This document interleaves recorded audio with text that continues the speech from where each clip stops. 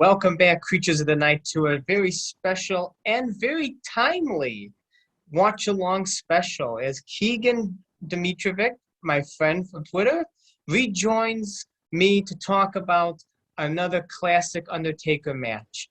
And very timely, we choose Undertaker versus CM Punk at WrestleMania 29.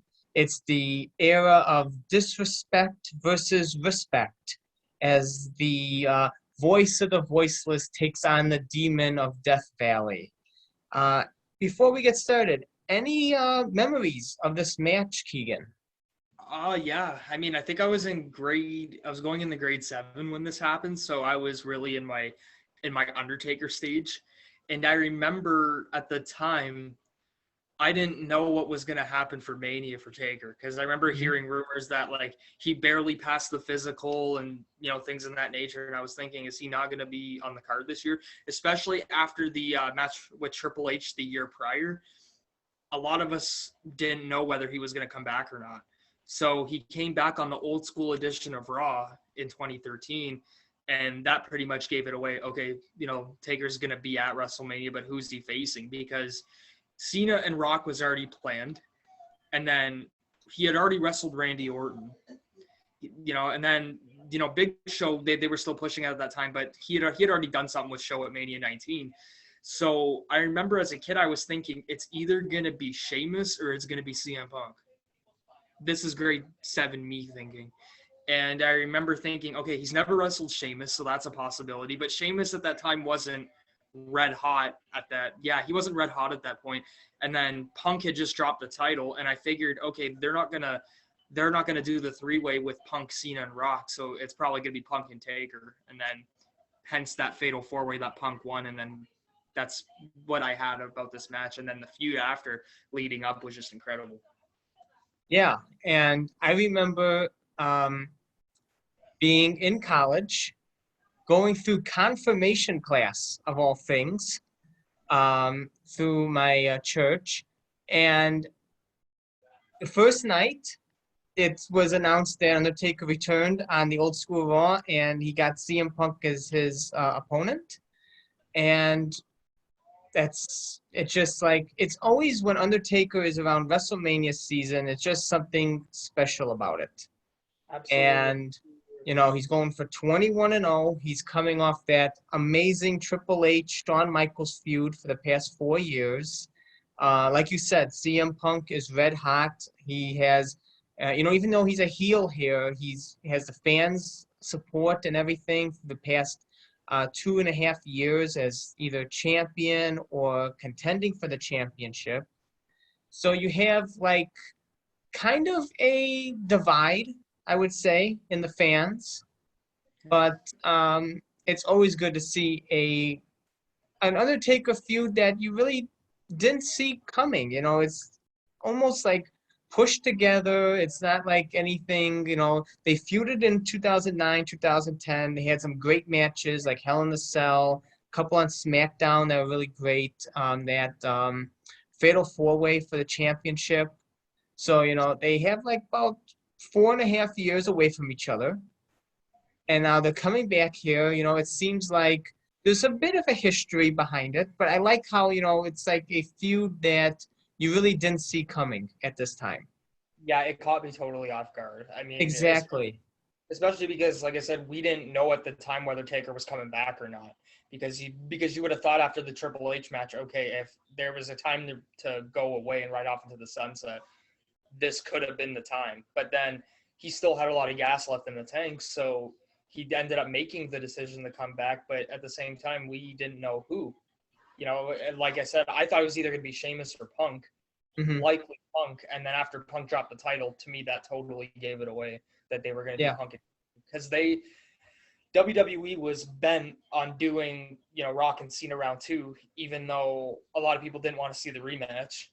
But they did it anyway. But at least out of that, we got Punk and Taker, which was arguably, in the 2 or 3 best matches of the year that year in 2013. So, it was a great story. I wish it would have been the main event. That's the one thing I wish that happened, because Punk needed that WrestleMania main event. And, it never hurts to have Taker, go on last either. So I think that's the only thing they could have changed. But other than that, this was just so well done. And I wish I would have been there live to have seen it at the stadium. Yeah. And what you said about the main event, just to bring, just before we get into the match, I always like to talk about, what the superstar thought of the match, or, a little history behind it. CM Punk, he has said just recently that he considers this match with The Undertaker the main event of the show. And I agree. It is a relatively forgettable WrestleMania, besides the Undertaker CM Punk match. Oh I yeah. think I think more people remember the first Rock and Cena over the second one, and I would say this is the only match that really sticks out. And I agree with CM Punk. It is basically the main event of the show, even though that we are clocking in at almost 1 hour 50 minutes, so it's like halfway through the program. It's basically the main event. Yeah, and that's the thing too. I remember in 2014 after Punk had split from the company, he was really angered that they didn't go on last. But people like Triple H were telling him after the match that that was the main event. Yeah. Even though it didn't go on last, that's what everybody remembered. They didn't remember Cena and Rock. They didn't remember Triple H and Brock. They didn't remember any other match that happened that night. They remembered Punk and Undertaker. And that's Mm-hmm. how you know the match is a classic when, almost 10 years later, we're rewatching it again. And I've seen this match a million times, so it doesn't ever bother me to rewatch it. But, Punk said, I think in his StarCast interview in 2019, he said that he now has thought about it and thinks he has main evented WrestleMania just based on that performance with Undertaker alone. So, Undertaker, it's just another great match for the Undertaker, but this was really CM Punk's crowning WrestleMania moment because he had never had a big WrestleMania moment until this. Like, yeah, he did the match with Jericho at 28, but no one really talks about it. And then he did wrestle Randy Orton, and he's wrestled Rey Mysterio and won a couple Money in the Bank matches. But this was like the main marquee match he was ever in at Mania. So I guess if it was his last Mania, which it looks like now that he's in AEW, it was one great way to go out. Yeah. And that's why it's very timely. He has made his return back to wrestling after almost 7.5 years away. And, his return has been met with pros and cons from both sides of people. People trying to, tear him down on one side, saying, he's, not big in ratings. He's not going to get people. But, you have another side of people that's saying, he's the best for wrestling. He gets a lot of new eyes and a lot of old eyes on the product. And I just wanted to, before we get into the match, see what Undertaker has to say about CM Punk. So a couple things I found while talking to CBS Sports a few months ago. They asked Undertaker how did he like working with CM Punk, and he said that he enjoyed that match the most from his last few years. He enjoyed working with Punk, and he wished things had worked out differently for him. He really does, because it sense that he really enjoyed working with him. He enjoyed the camaraderie in the company with CM Punk. Sounds like a guy he got along with. And one thing I did realize is that, even when CM Punk, after he left the company, he never had anything bad to say about The Undertaker. No. He always, praised the match. He said it's the main event. He enjoyed working with Undertaker and stuff like that. And that always showed me, that because he had the chance to burn every bridge possible with the company. But he chose that if he was going to say anything bad about him, that was his time. Yeah. But he chose not to because he really enjoyed the friendship that he built with Undertaker. And Undertaker also went on to say that he got along with him, and he thought that his new challenge when he went to UFC was something that everybody needs, a new challenge in life. But he called him a top dude, a top guy for the company, especially when champion. And that kind of, I brought that up, on a Twitter discussion recently. When people were saying, he's not much of I don't know what they called, a needle mover. It's Yeah. someone, Yeah.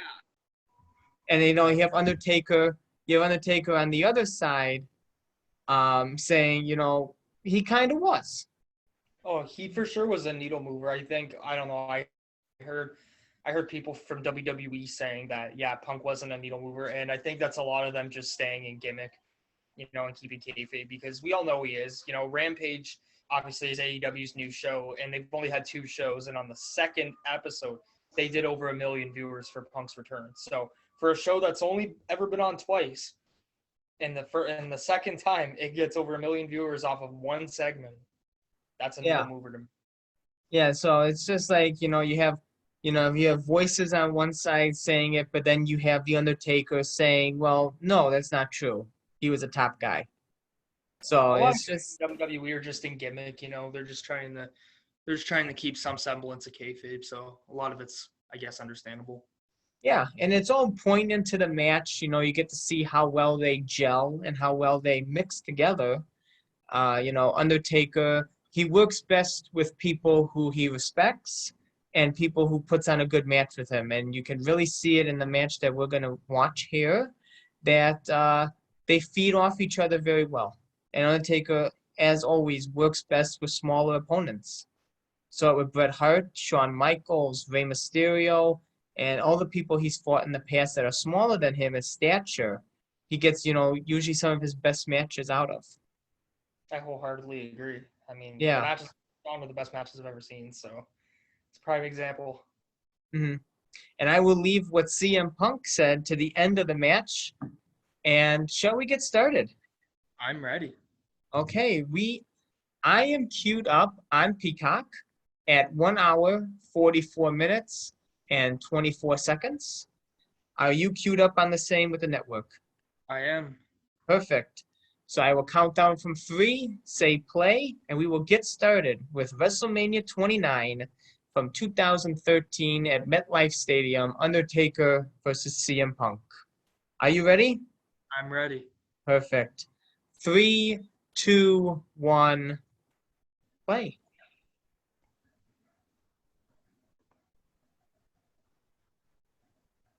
And I can't believe a week later from Undertaker's return, Paul Bearer passes away. And we get the whole feud based around the legacy and the respect of Paul Bearer. Yeah, and the thing is too, I read that the original plan, I don't know how true it is, but I read that the original plan was to have Paul Bearer in Undertaker's corner. I don't know how true Really? that is, but it seems that it'd be pretty realistic in this scenario. But they compensated for it perfectly with this story. Yeah, especially if Paul Bearer was healthy enough, I can very much see that happening. Yeah, man, just this program, I wish it would have lasted a bit longer. I I wish agree. I wish they would have started it a bit earlier because Mhm. I loved every part of this program. Getting a nice promo package of Undertaker and Paul Bearer's legacy together, Yeah, and CM Punk WWE saying, yes? WWE is the king at promo packages. I got to give them Oh, I credit for know. that. They're the best at promo packages. I like how Punk said, to Paul Bearer, you'll always be perfect, intending that he was going to break the streak. I think that's poignant. You didn't know exactly how this one was going to go. Yeah, they really tried to make you think that Punk had a chance. They Yeah, were really trying to make you believe that. And as a hardcore Taker fan, I didn't expect Punk to win, but I knew that they were going to try and make it as close as they could. And boy, did they ever make it close in this match. yeah. Especially when Undertaker mentions in one of his promos, you may break the streak, but you won't live to talk about it. It gave you that sense like, is Undertaker going to get disqualified? And he just like goes to town, like beating the crap out of CM Punk because of just the vengeance he has for his disrespect of Paul Bearer. Is Undertaker going to take a chair and just like lose it? Yeah, You there know? was a lot of storytelling with Yeah. that. You're getting DQ'd. For those who are avid fans of storytelling, there's a lot of it in the match where Taker. It looks like Taker has a chance of getting disqualified because it's it's such a realistic story that he could have been disqualified, if you're looking within the context of it, but they kept it as a nail biter. This was close. Yeah, they really did. You didn't know, because Undertaker's always known for, like putting young talent over. Yeah. You don't know if he was going to choose. Was this the one to actually break it? Was he going to choose Punk? You didn't know. I mean, Punk dressing up as a druid was pretty poetic too in this, where he beat the Undertaker at his own game, attacked him from behind with the urn, and dumped sand or whatever it is, baby powder. I don't know what it was. I think he said it was kitty litter. Oh, it was cat litter? It's cat litter. Imagine getting that poured on you. Poor Undertaker. As someone who has a cat and absolutely loves cats, I try to not ever look at cat litter because I'm the one that's got to buy it. So I had no idea that was cat litter. Yeah, right? And again, keeping with the tradition, Undertaker faces an opponent with a live band playing them to the ring. Living color. Yeah, he's had that with Triple H, with Motorhead playing him to the ring. Undertaker was played to the ring once. And Yeah, as we know, having a live band is not having the best of luck at WrestleMania. Yeah, you usually lose. That's what I've noticed. Yeah, except for Undertaker, he won when he had Limp Bizkit sing him to the ring. Yeah, that was that WrestleMania 19? 19. I can't remember. 19. Yeah, with Show and A-Train, right? Yep. Yeah. I kept thinking 17, but that was when Triple H had Lemmy, and I was thinking that because Taker was in Houston, but no, Triple H had the live entrance. Yeah, has Motorhead at 17. And then he had him again, I think, at 21, right? He may have. I don't rewatch Triple H matches that much unless it's Undertaker. I'm trying to shake off the cobwebs of my memory because I feel like there was another time he had Lemmy too. I think it was WrestleMania 21, if I can remember correctly. But speaking of entrances, it's pretty cool that Punk got to keep the Cult of Personality for AEW. Right? I wonder if he had them by the rights or something. I don't know if Tony Khan bought the rights or if Punk just has the rights himself because he used it in UFC too. Really? Yeah. So Punk may have the rights then. Maybe he just bought the rights. I don't know how it works with rights in music, but I mean it's pretty cool though that he got to keep some semblance of what he was before with the Cult Personality song, because that's what a lot of people know him for is that iconic song. So I mean it's pretty cool that he got to keep it. And you mentioned entrances, and I'm always a fan of gear choices, and I like the CM Punk wearing the Undertaker inspired gear. The black, purple, and gray here, I think is it's a nice touch of tribute to the man he's facing. I have the figure for this Punk figure, Punk attire. Yeah? Yeah, I have the figure. That's came out with awesome. An exclusive. I had to get it when I saw the chance, so I kept I it. I remember having it, and I wish I had it again. I found it, I think 2 years ago. I finally found it, and I snapped at the chance to get it. That's great. I know it goes. Does it go for? I think it goes for a lot, especially now. Oh, like all Punk figures do now. Ever since he split, Punk figures have just went through the roof. That makes sense. And watch when he gets his first AEW figure, it's gonna be gone in 2 seconds. Guarantee you. Probably. I'm gonna have to get it though. I'm gonna. You a big Punk fan? I am, yeah. I have been since his Ring of Honor days, even before WWE. Wow.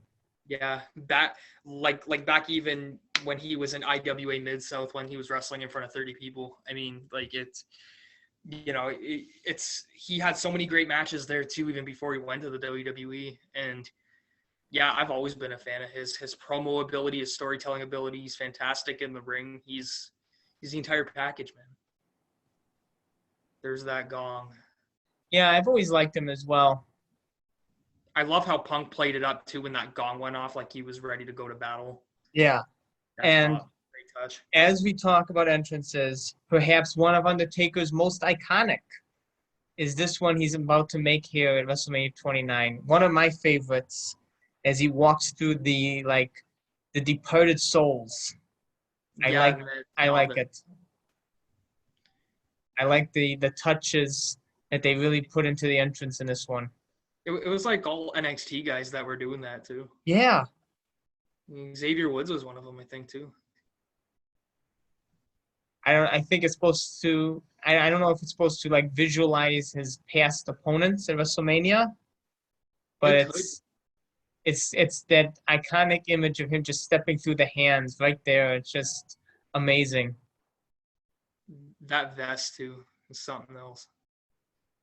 I always like to call it the Assassin's Creed It jacket. looks like it with the hood. Yeah, Looks awesome. I like the visual. It's almost like he's escaping the depths of hell. The I wish he hands. would have I wish he would have wore this vest more often. He didn't wear it that much, but every time he did wear it, it was freaking great. Yeah, he wore it for the next few weeks when he was on Raw and SmackDown, and then he wore it again when he came back to challenge Lesnar. Yes, I remember that. I remember he wore it, and then he switched it up again at 30 and went back to the old hat. Yeah, with the red. That's classic Undertaker to me because I'm a ruthless aggression era mark. So to me, that's how I remember Taker is like cowboy hat, and leather jacket. That's how I remember him. As I conveniently have on this cup here. I was happy that he went back to that at the end of his career because that's how I remember how he looked. Well, that's classic Undertaker. And plus, too, I think he ended up getting like a giant knee brace anyway under his pants anyway. So I don't think wearing the tights with a giant knee brace would have looked good according to him. So that's why. Oh, I didn't know that. Yeah, if you notice, like in his matches with Bray and Brock, you can see like a massive like Stone Cold knee brace. A massive Stone Cold knee brace. I have to pay more attention to that. Like, you'll see like when he's like doing like his old school, you'll see the knee brace. I guess I would wear the pants too over it, because I guess with a pair of tights it wouldn't look that good. Yeah, I agree. And I can't imagine Undertaker not wearing tights or pants. Undertaker in trunks would be like Mean Mark Callis. No, it just wouldn't fit the character. No, if he was like Mean Mark Callis, I could see it, but not Undertaker. And CM Punk nonchalantly just sitting in the ring, legs crossed, waiting for the Undertaker to make his entrance. I still have goosebumps watching this entrance. I love that. And he had the fireworks display as he raises the lights. Yeah, I always like the touch of the fireworks for WrestleMania with his entrance. It added something. Yeah. I love the stage for this WrestleMania too, New York City. Me too. It's awesome. I love that Punk shirt too. I wish I could have found one. Oh yeah, with the Chicago colors, with the stained glass. Yeah, I love that shirt. Punk always had great shirts too. Let's see. Here we go.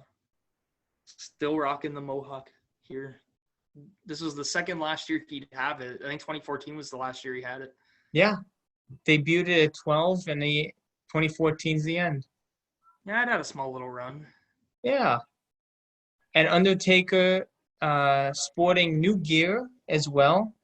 Pallbearer tribute. He has the TX on one side and the urn on the other. Heyman was fantastic in this match too. Is this the one with? I can't see. Is it the? Saying it comes close. Yeah, I think this is the one with the TX rosary beads around the urn. It's a nice touch. Yeah, it was a pallbearer tribute gear. Yeah, I love it. Taker. Yeah, good luck. Oof. Taker? Ooh. Hey, how old was Taker here? 48? He was born in 65, so yeah, 48. Man, he was still great. Yeah.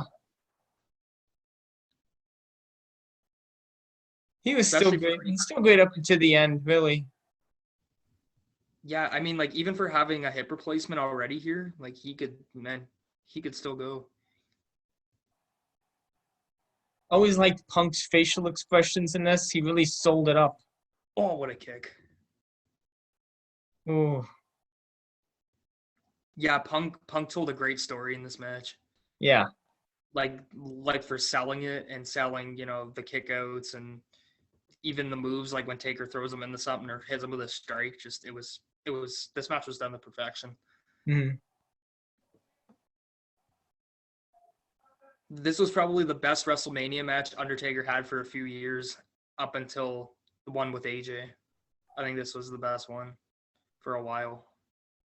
I'm a fan of the Bray Wyatt one. Yeah, I like that match too. This one was just monumental though. Like this one just felt epic. Yeah. I think this was the best WrestleMania match he had for probably a good 4 or 5 years. And that's not to discount, the ones with Bray and Shane McMahon and that, because those I like those matches too, but it's just this one felt, I don't know, like everything was at stake. I think because it was the last streak match Yeah. that was really a classic. Hmm. I wish they would have kept that streak, man. I don't I know. know. I know. It still hurts. It still hurts. They could have gotten another 7, 8 years out of that streak, man. They could have gotten until 2020 I don't know. I mean, it's like he was what he went 21 altogether. because he would have been if he would have done it up until 2020, it'd been 27-0. Man, they lost box office with that. Well, if he would have fought in 19, which he probably would have if he still had the streak, it'd been probably 28-0. So because he would only miss 16 and 10. Oh man, yeah. It's just that streak was so box office. I don't know why you would have ever got rid of it. No, It made no sense to get rid of it. it really didn't. It really didn't. Like you didn't have to have them lose, and young guys, still got over. Like look at Randy Orton, you know what I mean, and look at Edge and even Batista. Like all those guys got over just by being in a competitive match with them at Mania. Yeah, I agree. You don't always have to win to go over. Yeah, you don't have to win to get over. A lot of people have said that. Jim Ross has said that. Pritchard. Well, look at Punk. I mean, look at Punk. Punk was already in a prominent spot from like 2011 to this match, but this match, put him on another elite level because he had already worked Rock at the Rumble, and then now he was doing Taker at Mania in what was the best match of the night, and then he did Brock after, and then he wrestled Brock after that. That's right. That's right. So I mean, this match even still put Punk on a pedestal too, as like one of the guys that wrestled Taker at Mania and gave him one of his best matches Hmm. at Mania itself. So I mean, And he has the distinction of being the last entrant in the streak. yes, yeah, that's another thing too to look back in retrospect too. He was the last number. He's the last number. I love that counter to Old School. Nice arm ringer, and Punk selling it too, like he just barely escaped. Yeah. You knew Undertaker was waiting for something. Is he usually just, when he gets up there, he just starts moving, but he just held on there? You know he's waiting for something. Yeah, man, I love the entire story of this match. Just Yeah. the way it And was. I think with the set, that's what makes this probably the best match of the night, is because it's the only match that had an actual story behind it. Well, Triple H and Brock tried to have a story too, but they went on after this, and nothing was going to follow it. I mean, Yeah. like if Triple H and Brock would have been like the first match on the card, I think a lot of people would have remembered it more. Oh, the ultimate sign of disrespect.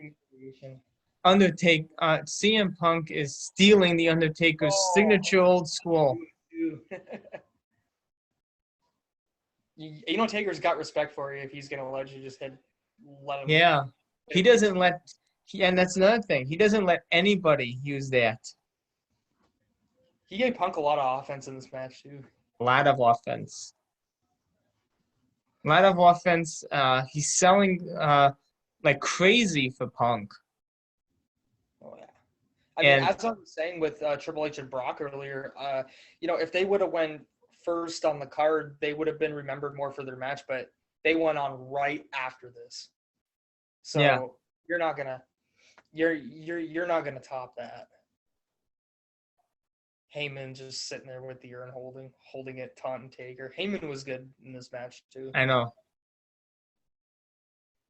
This was like one of Heyman's, what to me, one of Paul Heyman's last great performances. Heyman should have known by using the urn. Undertaker gives him the power. He's got to hold the urn upside down to not give him the Well, power. he did that in 2004, didn't he? Yeah. When he tried to like hold the power over Taker. And remember, Paul Bearer held the urn upside down for Mankind. You got to hold it upside down to counter the Undertaker. By holding it right side up, it's just giving him the power. No one else could have made this character work. Nobody else would have made it work. He is letting Punk on so much offense, selling like crazy. Like you said, you can, like we said in the beginning, you can really tell the respect he has for him in this match. Well, if you look at all the guys that have gotten over by wrestling Taker at Mania, like I said earlier, Orton, Batista, Edge, all those guys, Taker gave them a lot of offense. Yeah, a lot of offense. But to have him also use the old school on him says a lot there. Yeah, well, Punk's the only one that's done that, I think. I think so. I think he is the only one. Yeah. From what If anyone else, it may have been Edge. I don't know if I remember Edge using it. I know Taker let Edge like hit him in the head with the monitor again and hit him with a couple spears, and they made it, and he even let Edge kick out of a tombstone too. So Edge got a lot of offense too. That was another great match that we should rewatch one day. 24, I think it is. Yeah. We already watched the Cell one, but yeah, I wouldn't mind watching another Taker and Edge match. I like Edge at 24. It's a good match. The championship win. Even too, like Punk's hitting Undertaker with his shoulder budges too, that Taker does. So Taker's even letting him do that too.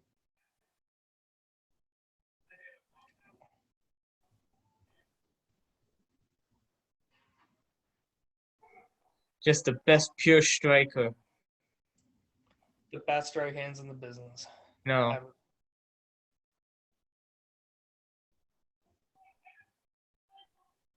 I love the way Heyman holds that urn.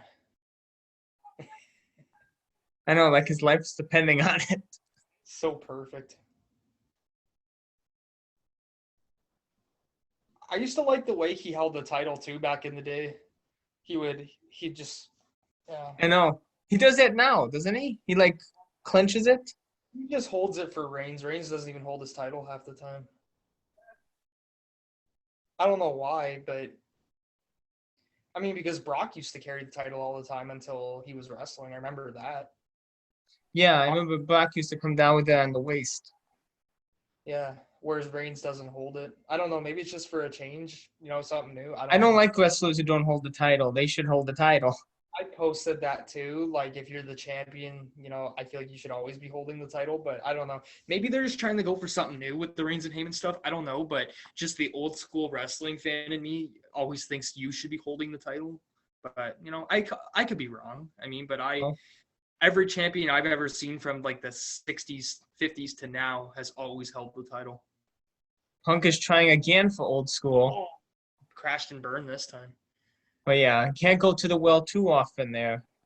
Oh, he's right between the legs.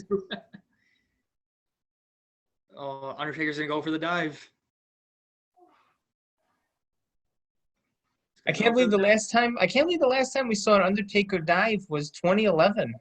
Yeah, 20, yes, against Triple H at WrestleMania 27, I think was the last time he did. Because he couldn't do it at 28 because of the cell, and here he was stopped by Heyman.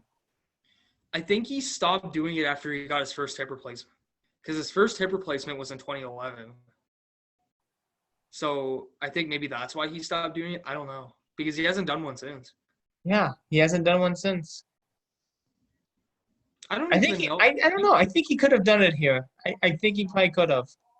Yeah, I think so too. I think he was in shape enough that he could have done it here. Yeah, I think he really could have done it. He probably could have done it with Lesnar too if he wasn't concussed. I mean, he was still moving good until he got that concussion. So Yeah, yeah. I really didn't even looking back at it live. I really can't even remember if I noticed anything. I knew he was moving a lot slower, but I didn't know exactly what spot it was that he got concussed. I Yeah, don't know. not even he can pick out what spot it was. I don't know if it was when Brock threw him to the mat on the outside when he grabbed his leg and just threw him down. I don't know if that was it, but because I don't even remember Taker like getting hit in the head or anything. I don't remember Undertaker getting hit in the head either. So it's like I Being don't even. thrown being thrown to the mat may have done it. That rings a bell. Maybe he just took a bad bump. I mean, maybe he just took a bad bump. I don't Yeah, know. we'll never know because he doesn't even know. He said he doesn't. He said he doesn't even remember the match. That's sad, really. That's like really sad. Like he's rewatched it a million times, but he can't remember it. Oh, what a choke slam!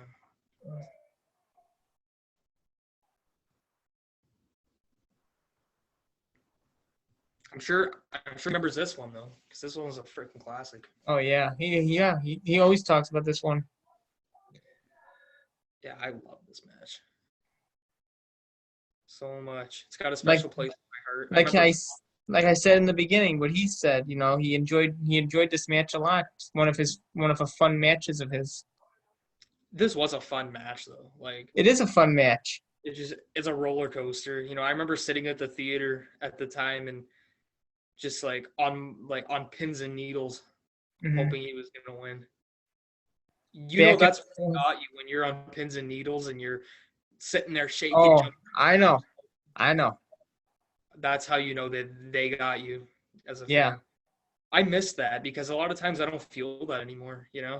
Yeah. Oh, I never do anymore. Yeah. For certain matches I do, but not as often. But I don't think every time Taker's in the ring, I get that feeling. Yeah, last time I was on pins and needles was the Boneyard match because I didn't know which way it was gonna go. Yeah, they made that one close too. I love that match. I think that was, like I said, that was his best WrestleMania match after this one. Was that Boneyard? I thought that was like the perfect. If that's his last match, to me that was like one of the best ways he could have went out. I agree. I'm selfish though. I'm a selfish fan. I want to see him back. Or he does. But if that's it, then at least remember that one last great match he had. Mm-hmm. I did want him and AJ in the ring though. Like that's like one thing that I wish could happen, but it might. I actually wouldn't mind him and Rollins. Yeah, I think Rollins and Undertaker would be a good match too. Yeah. Yeah. I agree. Because Rollins is very similar to AJ, so I think they could pull it off. I would have liked to have seen Rollins and Undertaker in 2015 or 2016 too. Like I think that could have been another time we've done it, but I mean, Rollins is to me one of the best wrestlers in the world right now. So I especially like what he did with Edge, bringing back like the old Edge. Yeah, I wonder if he can, coax like a Ministry Undertaker back. I think it'd be perfect, man. That'd be great. That'd be a great piece of storytelling, especially with the Brood Edge.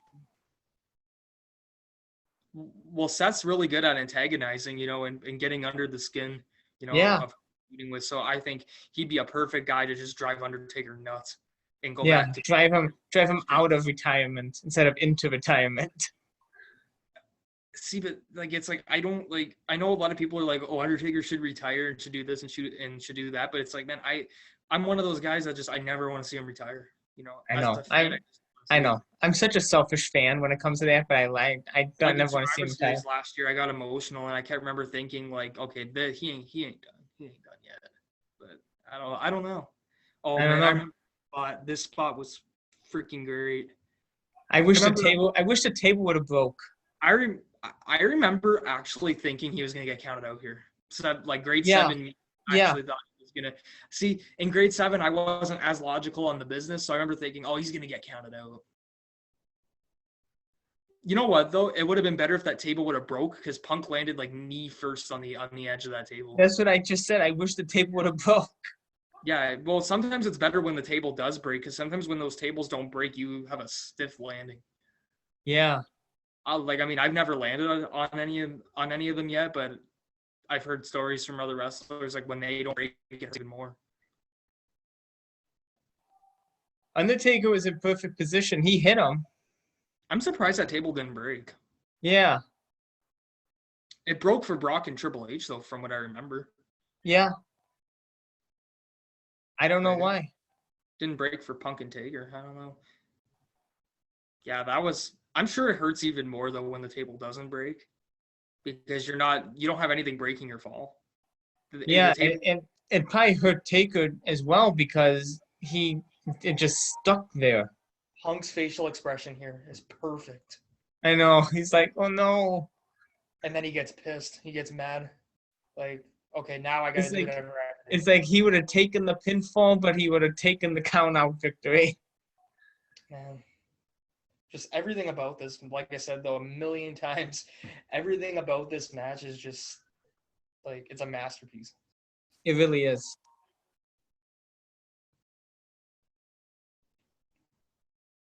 And you can Punk, tell the crowd is really into it here.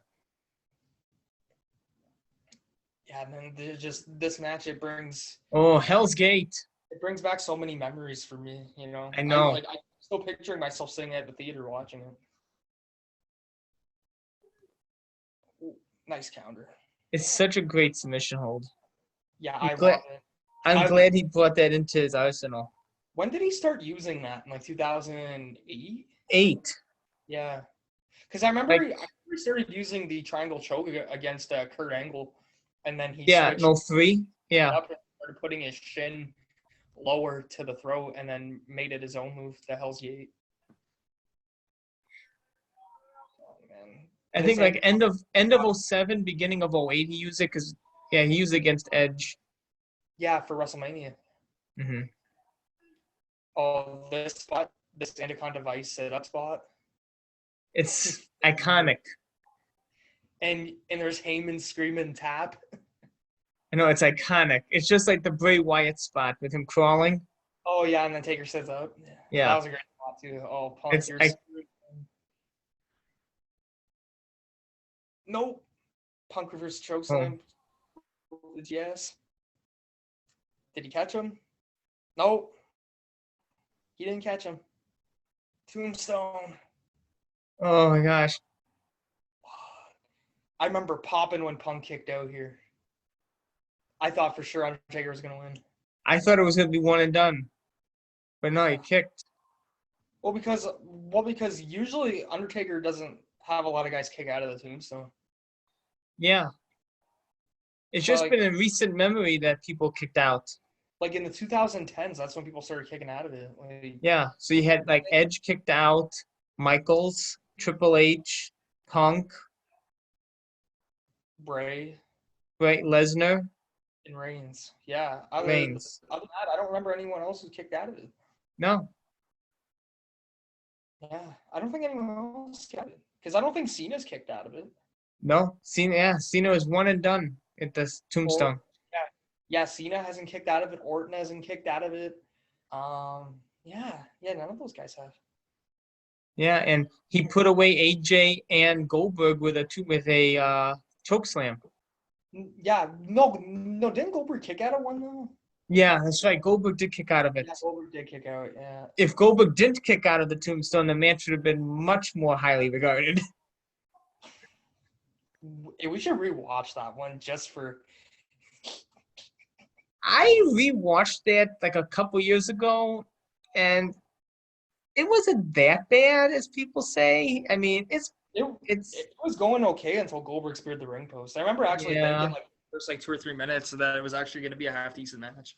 Yeah, I mean they were doing like different moves, and I was like, wow, this is different.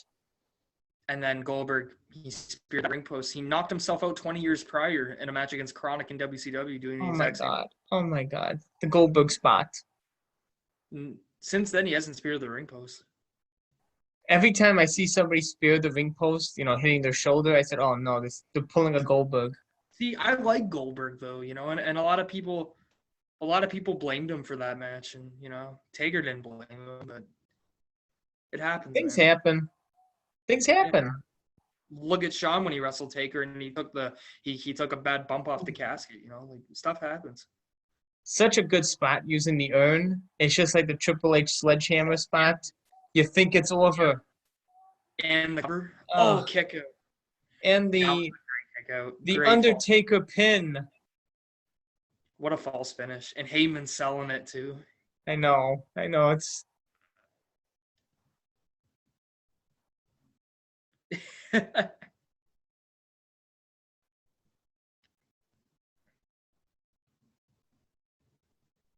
it's such a good. Even these last few minutes, it's so much emotion here. Yeah, so He it's very results to using the urn. You think it's over. Every time a weapon's used, it's done. But yeah. a second breath for the Undertaker. Well, Punk's gonna go for the tombstone. The ultimate No, show of disrespect. The throat slash and everything. I love how Punk countered that tombstone. Dude, cool. That was a great counter. Yeah. Oh, here. Yeah. Undertaker muscles him up. There we go. Oh, but no. Wait. He such great counters back and forth. Amazing how they did this. Center of the ring. It is. That's it. 21-0 at WrestleMania. Incredible. The crowd is exploding, as JBL has said. Yeah, he goes. I'm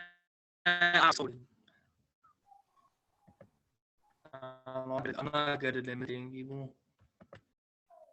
I've tried. It's amazing. Let's see. It's a match I can never get sick of. The last notch in the streak. Don't remind me. And Undertaker claims the urn for Paul Bearer. I'm still bitter about it, man. Still bitter. I know. I gotta let it go, man. I gotta go see a therapist to just let it out. But we have this great last match of the streak to think about, though.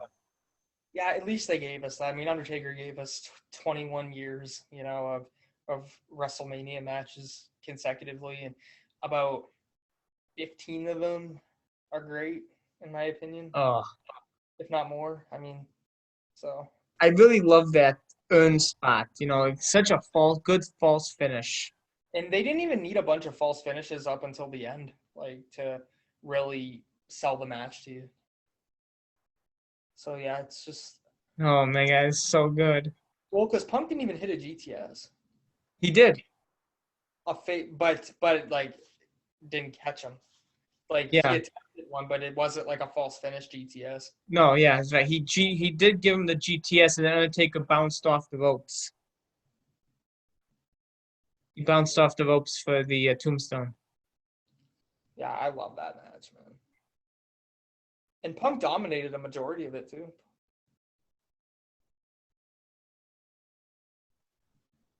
Yeah, Punk did dominate most of the match, but Undertaker showing the emotion, showing how much this match did mean to him for the memory of Paul Bearer. He had tears in his eyes. Yeah. Yeah, great match, man. Just, man. And that's basically the main event. Oh yeah, like CM Punk said, you can go home right now, and that's it. Well, if you remember WrestleMania 29, it's the first thing you're gonna remember is that match. Yeah. You're not gonna and it's all due respect to everyone else on the show, but you're not gonna. The first thing you're not gonna remember is Cena and Rock. You're not gonna remember Hunter and Brock. You're gonna remember this match. This is the match everyone's gonna remember and still remember. And it's 8 years later, and we're still we're still Yeah. remembering this is like the one match that stole the show. I can't believe next year is going to be a decade since the end of the era, Triple H Hell in a Cell. Where's And time? I can't believe in 2 years it's going to be a decade for this.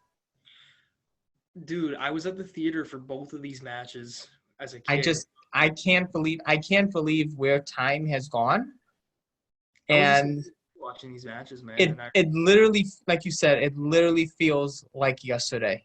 it does. Like I could blink, and I remember sitting in the theater watching the end of an era, and I can remember watching this match a year later, like it was a day after the end of an era. It's just I don't know. It flies by, man. I don't It know. does. Like wrestling's like dog years, man. It goes by so quick.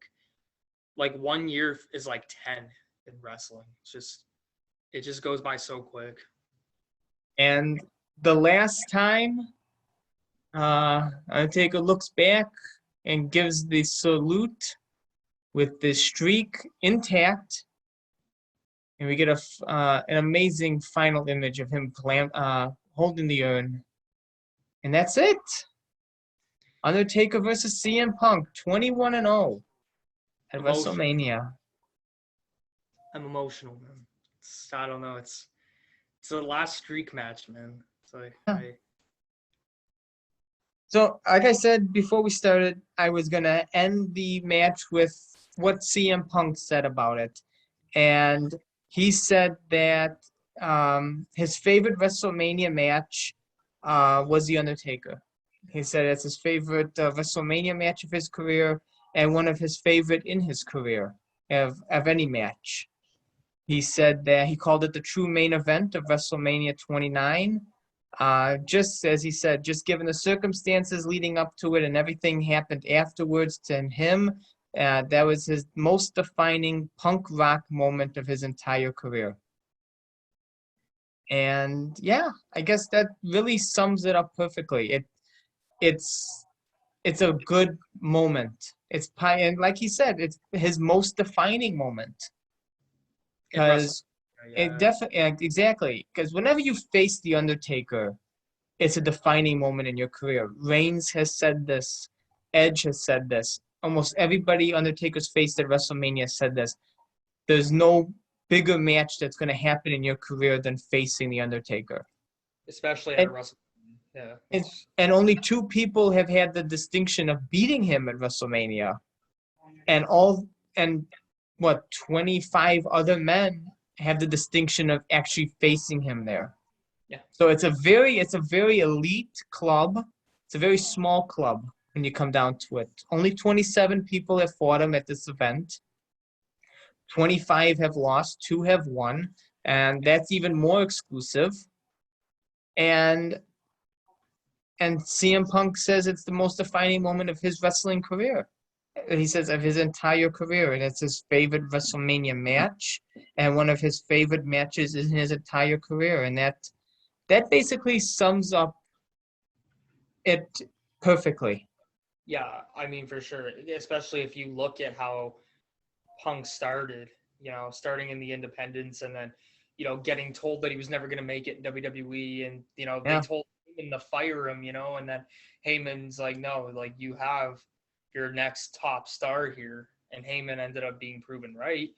And then all of the sudden, 7 years later, Punk's in WrestleMania against Undertaker. Yeah. And Undertaker, especially in this later half in his career, like 2009 to 2020, Undertaker will fight who he chooses.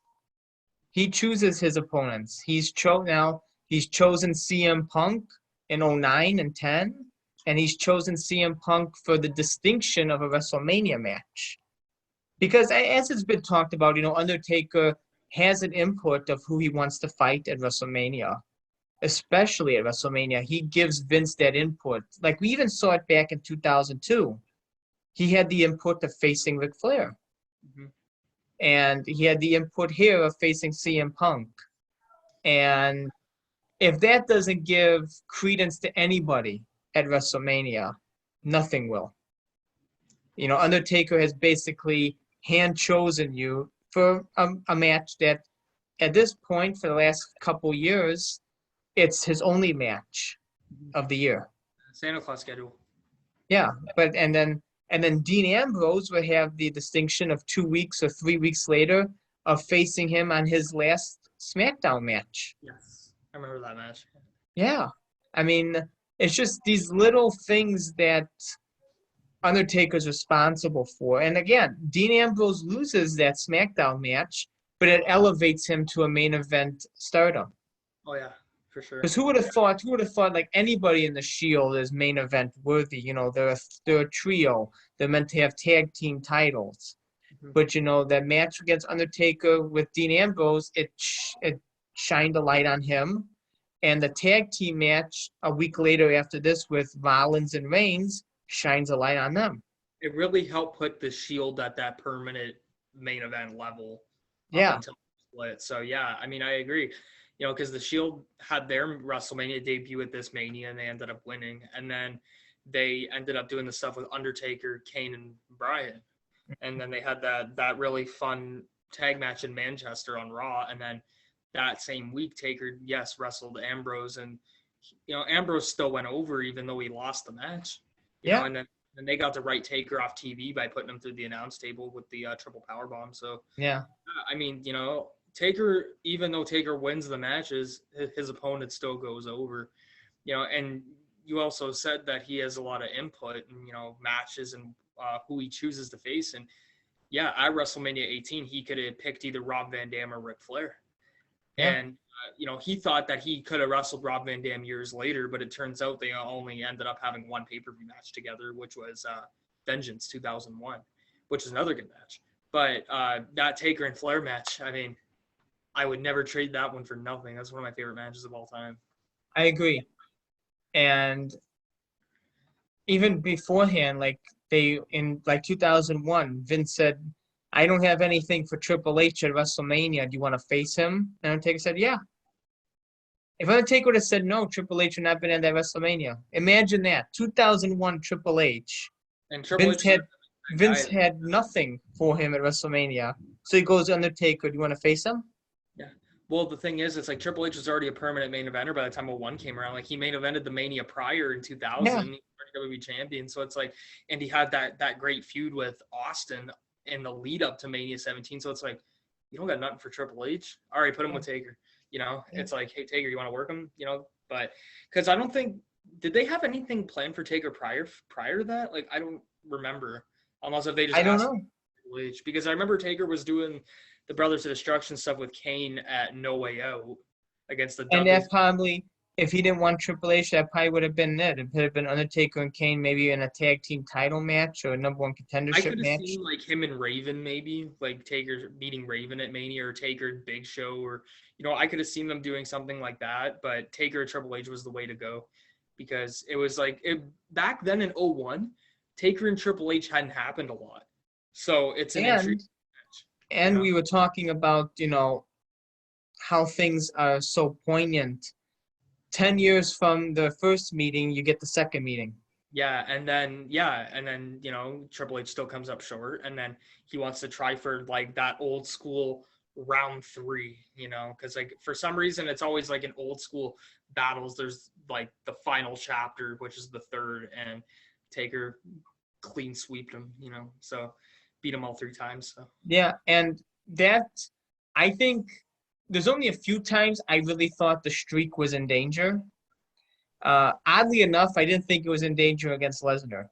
But for sure he was beating Brock.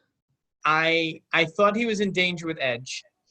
I really thought Edge was going to win, and I thought Undertaker was going to lose the Hell in the Cell. So did I. I thought Triple H was going to beat him at 28, and I thought going to beat him at 24. Even a little bit of Batista with me. I thought Batista could have done it too. I don't think I wasn't concerned about Batista because usually at that time the Rumble winners usually won.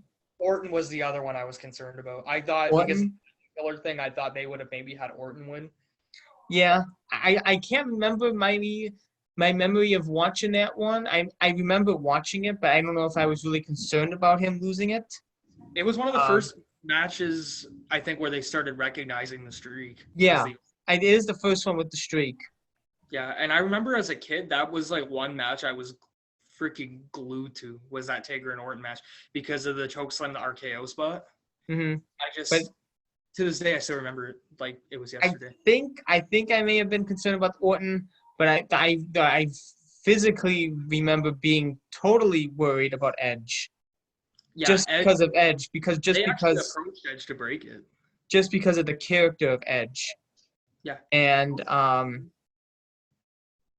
definitely the second H or the third H. I mean, 28. Yeah, I thought if they were gonna break it, 28 was when they were gonna do it. Because of the end of an era, and 19 he almost goes 20 and nobody doesn't do it.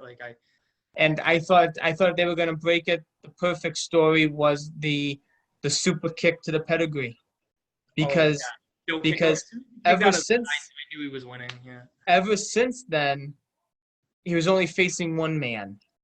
Yeah. And now it could have shown the story, well, no man is able to put down the Undertaker, but if you have two men, that's able to put down the Undertaker. And then what two better men? You know, you have CM Punk, you have Shawn Michaels and Triple H.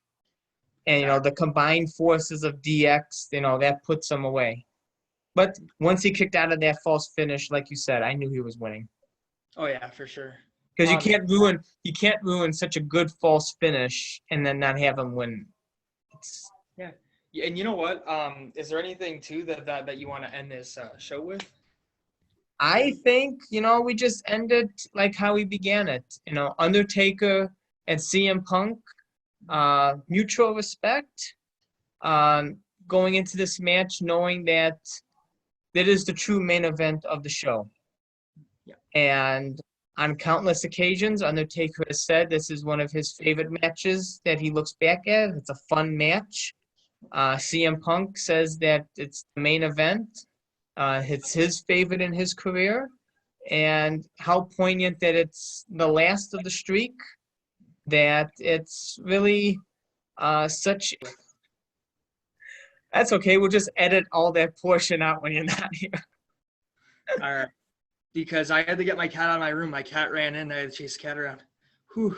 But there we go. And there you go, folks. For those of you who are not watching on YouTube, Keegan is showing an autographed urn that Undertaker signed. And there is no better way than to end this than just, you know, two paths just moving in the night. Undertaker, his last streak match, CM Punk's last WrestleMania match. And it's just mutual respect, built on a respect for Paul Bearer at the end. Absolutely. I mean, and this is this urn to me is like even though it's from when he retired in 2017, it just the match made me think of it. Mm-hmm. That's why I wanted to bring it back. Especially it's like put the streak in here and rest in peace streak, unfortunately, but. And there you go, folks. Thank you for joining us on this incredible journey through another history of The Undertaker as we take a look back at some of his most iconic matches and moments, and nothing more iconic, I guess, in recent memory than WrestleMania 29.